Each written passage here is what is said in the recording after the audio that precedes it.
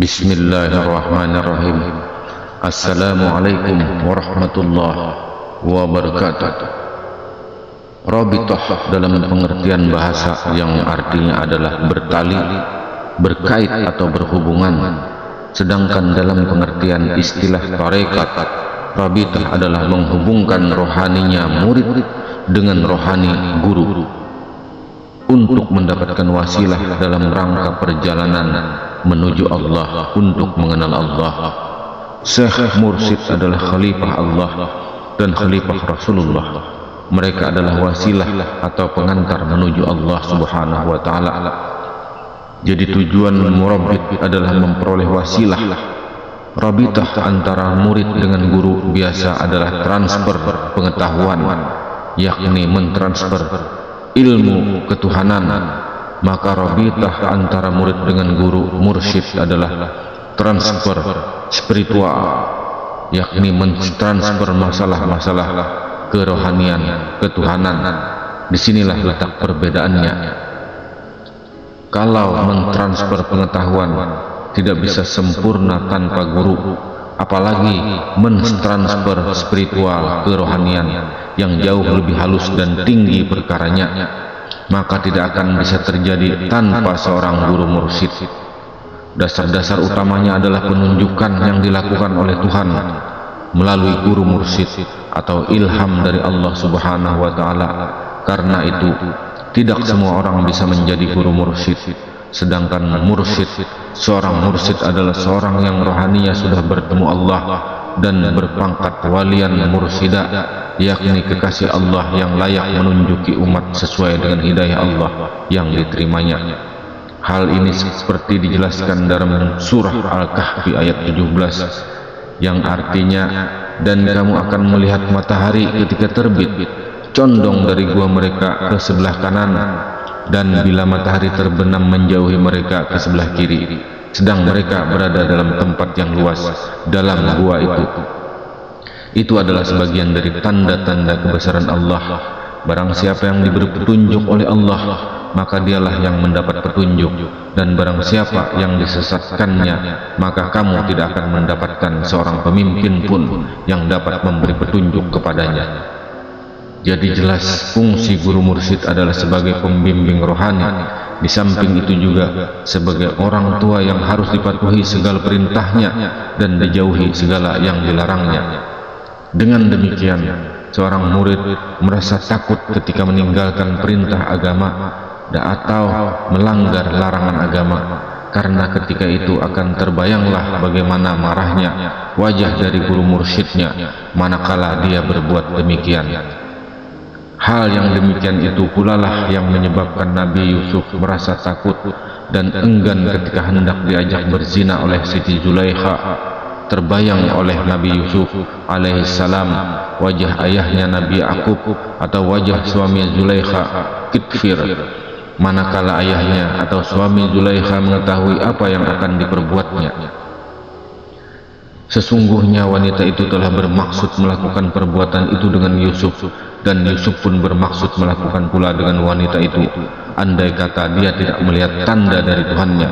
Demikianlah agar kami memalingkan daripadanya kemungkaran dan kekejian. Sesungguhnya Yusuf itu termasuk hamba-hamba kami yang terpilih. Quran Surah Yusuf ayat 24. Dasar-dasar hukum yang digunakan sebagai dalil terhadap rabithah adalah firman Allah Subhanahu wa taala. Quran Surah Ali Imran ayat 200. Hai orang-orang yang beriman, bersabarlah kamu dan kuatkanlah kesabaranmu, dan tetaplah bersifat siaga di perbatasan negerimu, dan bertakwalah kamu kepada Allah Subhanahu wa taala supaya kamu beruntung. Kata warabitu dalam ayat ini adalah diambil dari arti hakikinya, lebih dalam dari sekedar makna lahiriahnya, yaitu mengadakan penjagaan di pos-pos penting dalam situasi peperangan agar musuh tidak menerobos. Kalau perang fisik, seseorang menjaga pertahanan wilayah dari serbuan musuh-musuh dari orang kafir, maka dalam perang metafisik, orang yang mengadakan rabithah di wilayah hati agar setan tidak menyusup ke dalam wilayah hati sanubari tersebut. Itulah yang menjadi dasar-dasar Rabithah bagi para pakar tasawuf atau tarekat. Menurut mereka, Rabithah mursyid adalah salah satu memperoleh wasilah menuju Allah Subhanahu wa Ta'ala.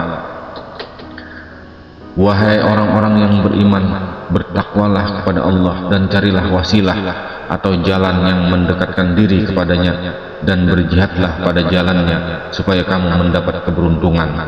Quran Surah Al-Maidah ayat 35. Menurut pendapat ahli tarekat, mafhum al-wasilah dalam ayat ini bersifat umum.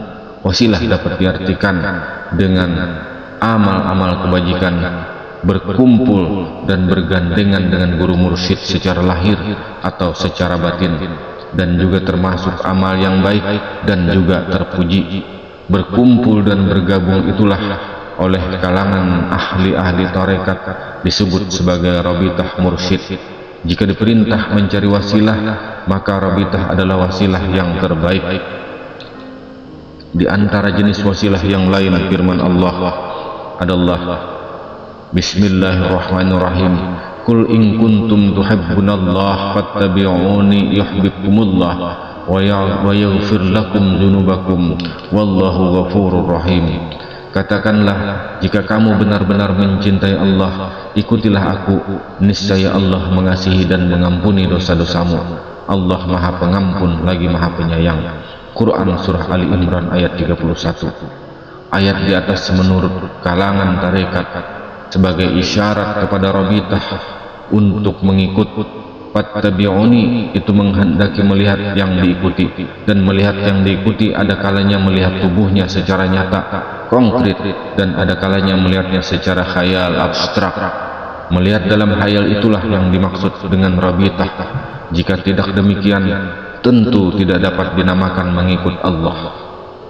Hai orang-orang yang beriman, bertakwalah kepada Allah dan hendaklah kamu bersama orang-orang yang benar. Ya ayyuhalladzina amanu taqullaha wa kunu ma'as sabirin shadiqin wa kunu ma'as shadiqin. Quran Surah At-Taubah 119. Asy-Syaikh Ubaidillah Ahrar menafsirkan kebersamaan dengan orang-orang yang benar yang diperintahkan oleh Allah dalam ayat itu terbagi dua. Bersama-sama jasmaniah, yaitu semajelis sehingga kita mendapatkan keberuntungan dari orang-orang yang siddiq. Bersama-sama maknawi, yaitu bersama-sama ruhaniah yang diartikan dengan Rabithah. Dalam hadis qudsi sabda Rasulullah SAW yang artinya, tidak dapat bumi dan langitku menjangkau atau memuat akan zatku yang membawa asmaku atau kalimahku, melainkan yang dapat menjangkaunya adalah hati hambaku yang mukmin atau suci, lunak dan tenang. Kemudian hadis Rasulullah SAW lagi, jadilah rohani kalian bersama Allah. Jika rohani kalian belum bisa bersama Allah, maka jadilah kalian bersama dengan orang yang rohaninya telah bersama Allah. Sesungguhnya mereka akan menghantarkan rohani kamu kepada Allah. Asy-Syaikh Muhammad Amin Al-Qurdi menyatakan, wajibnya seorang murid terus-menerus merabithahkan rohaniahnya kepada rohaniah syekh gurunya yang mursyid, guna mendapatkan karunia dari Allah Subhanahu wa Ta'ala. Karunia yang didapati itu bukanlah karunia dari mursyid, sebab mursyid tidak memberi bekas. Yang memberi bekas sesungguhnya hanya Allah Subhanahu wa Ta'ala, sebab di tangan Allah Subhanahu wa Ta'ala sajalah seluruh perbendaharaan yang ada di langit dan di bumi, dan tidak ada yang dapat berbuat untuk mentasarufkannya kecuali Allah. Hanya saja Allah mentasarufkannya itu melalui pintu-pintu atau corong-corong yang telah ditentukan oleh Allah, antara lain melalui para mursyidnya, para kekasihnya, para wali-wali Allah yang memberikan syafaat dengan izinnya. Wallahu a'lam bishawab. Assalamualaikum warahmatullahi wabarakatuh.